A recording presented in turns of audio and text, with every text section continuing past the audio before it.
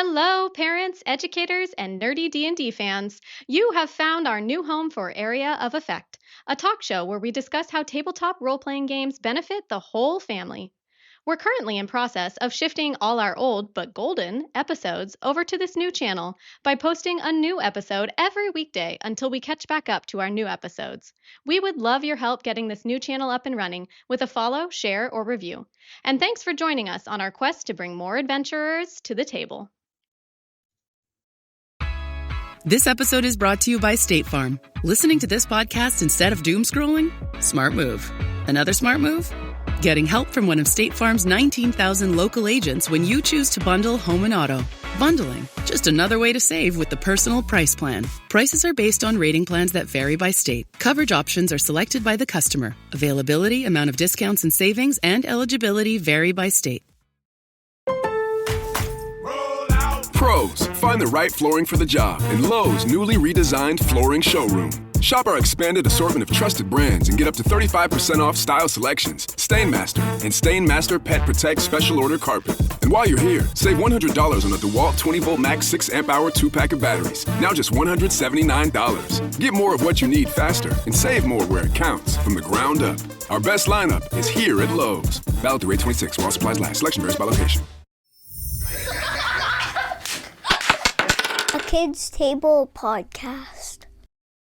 We know the benefits of kids playing TTRPGs, but we also know how easy it is to get in the way when we play TTRPGs with kids. So how do you find that balance?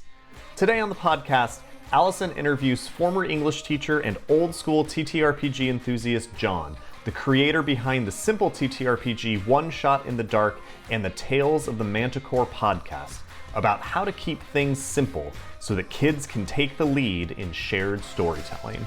Welcome to Area of Effect, a podcast by the Kids Table, where we discuss how tabletop RPGs benefit kids and answer your questions about playing TTRPGs with the kids at your own table. Well, thanks for joining me today, Jon. Thanks for having me, Allison. This is a lot of fun. Great to meet you. I am so excited to chat today. I love meeting kids TTRPG creators. And if you don't know Jon, he is from Tale of the Manticore and the creator of the RPG One Shot in the Dark. One Shot in the Dark is a fast-paced, rules ultralight, old-school style dungeon crawler for 1 to 4 players. It requires 0 prep and only a standard deck of playing cards and a set of polyhedral dice to play, which makes me think it sounds perfect for a beginner family's game, and I would love to learn more about it. So welcome, Jon. Tell me, how did you get into playing tabletop role-playing games yourself? I think my story is kind of the cliche of like older brother brought me in when I was, I want to say 10 or 11 years old, and it was with the basic Dungeons & Dragons box, the purple box. And I think he was kind of a little bit into it, but I was absolutely obsessed. Like, I credit Dungeons & Dragons with later on becoming an English teacher, because it's that game that got me into reading. And it's that game that got me into like doing well in English. And I think it's like there's a really clear trail of breadcrumbs that goes from D&D as a child to later becoming an English high school teacher in my adult life. But I'm also one of those people that grew up in the Satanic Panic, and I'm aging myself now. But when I was, I think, 18 years old, there was a very, very, very very strong negative stigma with playing D&D, and it was too strong for me. I gave it up, and I walked away for about 3 decades. Whoa, that's amazing and sad. And sad. How many games did I miss out on? Yeah. So what brought you back to it? It was the pandemic. What a hackneyed old answer that is now. But I around the pandemic, I discovered podcasts, and I discovered the Adventure Zone, which, if you don't know the Adventure Zone, oh my God, it's so incredibly good. It's the McElroy brothers, and all 3 of them are genius and so funny. Anyway, they put this D&D podcast together just sort of like as a joke. And it is amazing. It is one of the best things committed to audio ever made. And so that got me into podcasting, and then eventually I made my own, because that's my thing. Apparently, is I have to make it. I have to make the thing. I can't just enjoy the thing. That's a trend in your life. Tell me, how did explain a little more? How did D&D lead to becoming an English teacher? Like, did you just start Okay. reading the player's handbook? So I think I was like a very average student, as you know, as a child. I did fine. My brother, he's the guy that got me into it. He was the guy that scooped up every single academic award, so I was very much in his shadow. And I think expectations were probably pretty low for my academic abilities. But when I got into D&D, I read that rule book over and over and over, and then I got into all of the D&D novels and stuff when I was a little bit older. And I read everything I could get my hands on. And the vocabulary is like, these things aren't written for kids; they were Yeah. written for adults. And so I was absorbing a very adult vocabulary, and I just started to do better, very specifically in English class. I can remember like my grade 7 English teacher getting a short story from me and just being, "What changed? What happened here? What changed with you?" And it was like a D&D. story about a goblin. Yeah, it was D&D 100%. That's incredible. So you said you've always been the guy that has to do the thing. So Yeah, is gotta make is the that what thing. inspired you? I know you started with your podcast. Is that what inspired you to actually create a beginner's RPG, or is there more of a story to that? The podcast got me, like, I came back to RPGs with a vengeance. When I came back, I it was a all in. And so I started to try and sample all of the things that I had missed, and there were a lot of them.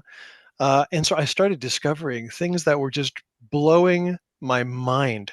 And one of them was a game called The Quiet Year. If you get one thing out of this, The Quiet Year is such a special and innovative game. I've got the website up because I always forget the name of the creator, Avery Alder. Anyway, The Quiet Year is a game where you draw cards and consult a table and answer a prompt. And the whole thing is, it's like a map making game. You are supposed to sort of free form, very, very loose rules. You free form make a map of a settlement, and then you draw these cards, and it says something like, someone visits the settlement. Who are they and what news do they bring? These kind of story game elements. But to me, I'd never seen anything like that before. And when I discovered this game, probably through a podcast, almost for sure, I immediately went out and got it. And then I played it with my wife, and it was great. And then I started playing it with grade 12 philosophy students, because it's full of all these ethical questions. And it was a huge hit, even though it's not designed to be used with 30 kids. It's probably better for 4 or 5. But it worked anyway with a couple of little tweaks. And then I started using it with my English classes. And then I became the teacher that played this big 2-day game at the end of the course.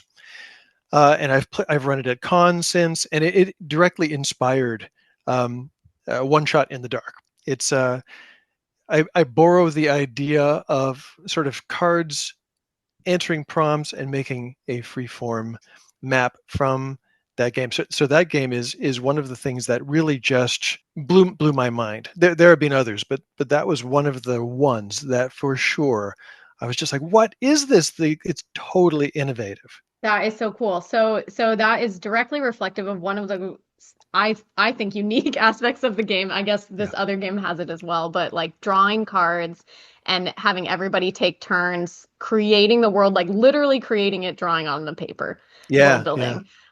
So I think that is super cool. Did you set out to create a family-friendly game? I know you said that you've heard from a lot of customers who are making reviews saying that they have used it as a family-friendly beginner RPG. Yeah. Was that the goal? No, 100% no. It was a complete happy accident. And I guess this is a good time as any to say that my main thing is this podcast, Tale of the Manticore, and it should be mentioned that it is definitely for a mature audience. And I put out this game just because I got the idea and the inspiration, and it wouldn't leave my brain. So I just thought, I'll write it down. And then once it was written down, I thought, well, if I edit this up and add some pictures, I could put it out there. And so I did. And then very quickly, I started getting feedback from people saying, I use this with my kids to introduce them to role-playing games. And I thought, oh, that's not what I intended, but great. And then I would get another one and another one and another one and another one. And I would say probably half of the feedback that I get from One Shot in the Dark is from people who have used it with their kids. Although really it was meant to be a snack-sized solo RPG for people who like the show and maybe wanted to support the show by buying a thing. So what do you think now from like hearing all those reviews, like putting all that information together? What do you think is like speaking to families, and are they adapting what you've set out there, or are they just using it exactly as you've laid it out? Yeah. So I guess there's two things to say about that. I think that the appeal is it's really simple. It's really simple, but it kind of works. It's very few moving parts, but they work together well. And that's just because I think by running a podcast, like the audio only medium forces you to be really simple and clear and not overburden the listener with too much information. And so I think that crept into the game design where I wanted it to be so easy that, you weren't always flipping back and forth. What does this do? How do I do that? You should just be able to go and sort of all the information you need, basically keep it in your head. And so for that to work, it's got to be simple. I think that sort of influenced the design, that simplicity that came from the audio format. Most people do play the game as written. However, some people did make their own expansions, and that kind of inspired me to make my own expansion and a how to make a module booklet as well that I put online for free. I think that there's a couple super cool things that makes your game stand out in a way that I think a lot of parents out there would be interested in it amid the piles of options that are available for families. I think one of the things is just how simple the rules are. Like literally, I read through, you were kind enough to send me a copy of it. It was like 17 pages. I read through all of it in like maybe 15 minutes. Yeah. And the stats are just hit points, hit dice, and 1 dice per player character, which I think is incredible. And then, as you said, it uses that card draw system to create the world, to create the encounters, to run the whole game. So it's not like on the DM to come up with the encounters. It's on the DM to elaborate as much or as little as they want. But I think that's super cool. That's one aspect. The second part, I think, that speaks to a lot of parents out there is that it's the OSR, the old school revival style of D&D. And most of the things that are put out there labeled as kids or family-friendly TTRPGs are more the modern, cute fantasy, the comedy cozy thing. style, which I think is great too. I think there's a place for both, but I think there's a lot of parents out there that love that old school feeling, and I think you hit it right on the head. Tell me, like, is that the feel of D&D that you love? Why did you choose that style? Yeah, so as I said before, it's a total accident that it found its way to kids' tables at all. And so that nostalgia bomb, because it's a nostalgia bomb, every trope I could think of, I put in there. And like I embraced the cliches too. Is there green slime? You bet there is. There's shriekers. Of course, there's a dragon at the end. Maybe.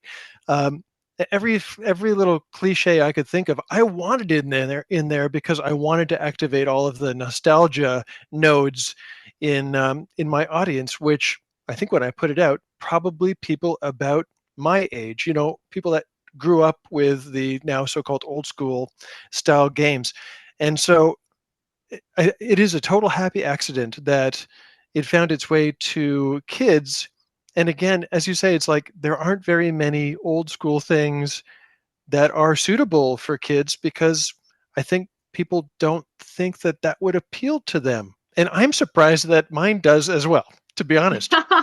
I know a lot of kids that like that style. It really depends on the kid. And I think one cool part of it is a lot of the old school style games really have like violent or graphic content that maybe you wouldn't want your 5-year-old to hear about. But since yours is so like the storyline is so bare bones sketch, like you draw the card and it just says literally what's in the room, like you can tailor it in a more family friendly way. If your kid is a kid that gets scared easily by battles and violence, like you can make the gelatinous cube slurping and bumbling along and looking cute, and so I love that you can kind of adapt it in that way. What have you heard from parents or aunts and uncles or whoever's playing this with kids about like what it has meant for them to have this particular game and have this experience of playing it with the kids in their life?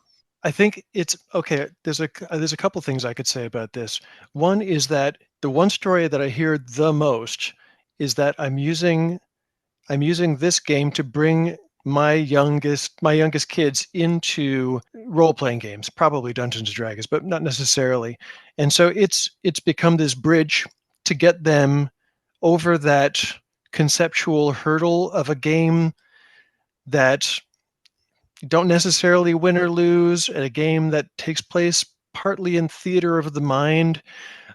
Concepts like hit points and hit dice, and even the probabilities, I guess, of the polyhedral dice.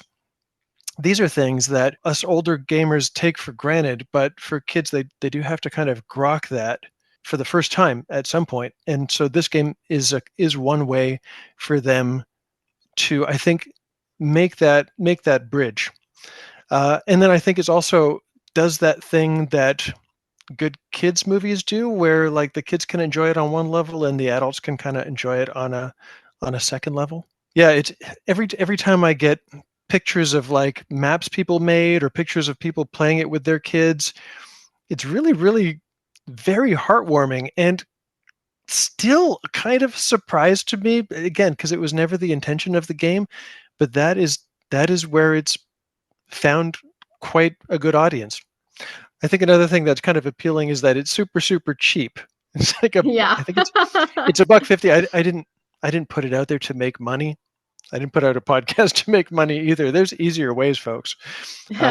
So I just wanted it to be out there, not free, because I think people think, oh, if a thing is free, it's garbage. Yeah. And then it just goes into somebody's pile of PDFs that never gets played. So I think I put it at $1.50, and I thought, yeah, that's nothing, but it's enough that somebody who gets it will actually try it. Yeah, I love that. That is so cool. I resonate with that because, we try on our show to intentionally not raise the entry point cost, both like financially and time-wise. Mm-hmm. Like we don't play with like Dwarven Forge maps and like all this equipment so that families assume that they need to like spend all that money right up front if they want to play this game. Like we intentionally use stuff that's laying around the house. The whole first season of our show, we just played with chess pawns. Those were like the figures on the map, So, so I truly believe in the fact that you don't have to spend a lot of money and time to start having these experiences with the kids in your life. It's a lot easier than that. What advice would you have for a parent or other significant adult that wants to start playing RPGs with their kids? I'm not a parent, so if I give advice, I'm going to be a total imposter. You have been a teacher for many years, so you definitely got kids. And you just shared about how much it meant to you that your brother played D&D with you. So I totally think you have the qualifications to give advice. Okay. I'll give it a shot. One, I think, keep it simple. Keep it really simple as possible. Do a lot of repetition when you're explaining things and chunk things up, just like a teacher would do, I suppose. You parcel out the information in really digestible chunks. And then the other part is just to try and let wonder do some of the work. When I was making the game, I put in some very intentionally vague elements. Like at one point you can draw a card and the monster is just the thing in the pit. And I think the prompt even says like, what the heck is that? And you're supposed to come up with it.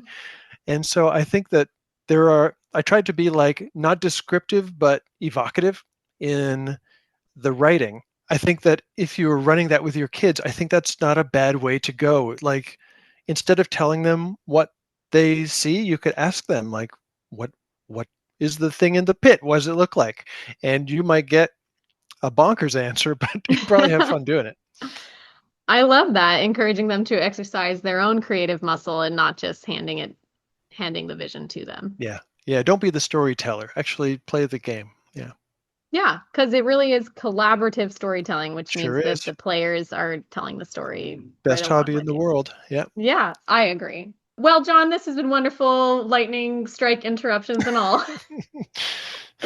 But can you share before you go, how can our listeners get your game and where else can they Mhm. find you on the internet? Sure. So I have One Shot in the Dark and its expansion are both available on Drive-Thru RPG. Actually, they're only available on Drive-Thru RPGs. So if you go onto that website and search Tale of the Manticore, you'll definitely find all my stuff. If you search One Shot in the Dark, you'll probably find it as well. Um, and there's a couple other things on there for adult gamers. There's a couple of products that are more connected to the podcast specifically. And once again, the podcast is definitely for adults and not for kids. However, if you're interested in the game and you're looking for a dark fantasy podcast, then by all means, I would love you to check that out as well. Fantastic. Well, thank you so much for your time today, John. It's been really lovely to get in touch. Thank you, Allison. It's been a lot of fun. Thanks for listening to Area of Effect. Check out our original actual play D&D show with kids at the table on YouTube, social media, or your favorite podcast app. Be a part of the ongoing conversation by emailing your questions to questions@thekidstablednd.com. Find resources to bring the adventure to your own table at www.thekidstablednd.com. And join our quest to bring more kids to the D&D table at patreon.com/thekidstablednd. Because when kids are at the table, everyone wins.